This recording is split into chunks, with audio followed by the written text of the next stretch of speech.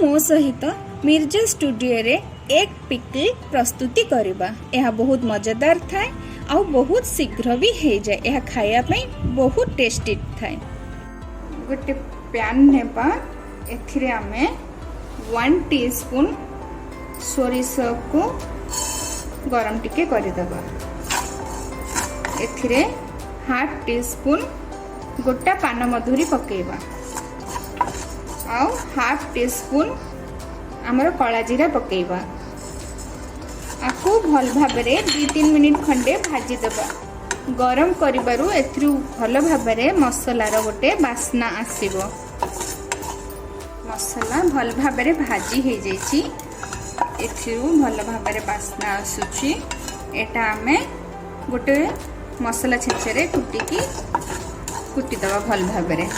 ये आमर मसला भजा सबको हेमाम दस्तारे छोटे हेमाम दस्तारे भल भाबरे आमे आकु कुटी।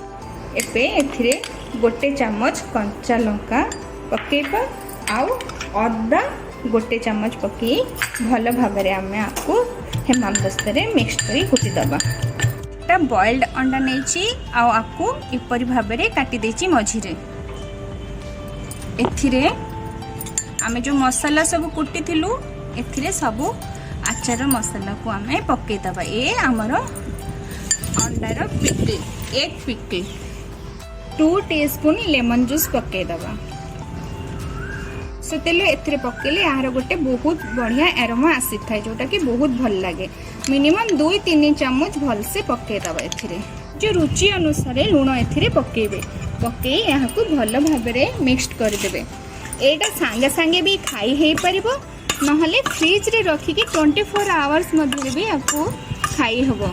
ए अंडार पिकल रेसिपी घरे निश्चित भाबरे ट्राई करिकि मते कमेंट रे जणैबे। हमें गोटे प्लेट रे परि भाबरे सर्व कर दबा। देखंतु एटा बहुत टेस्टी थरे अंडार पिकल हमर इंडियन स्टाइल रे पिकल थरे ट्राई करी देखंतु। पुदीना पत्र आउ कंचा लंका दे गार्निशिंग कर देबे।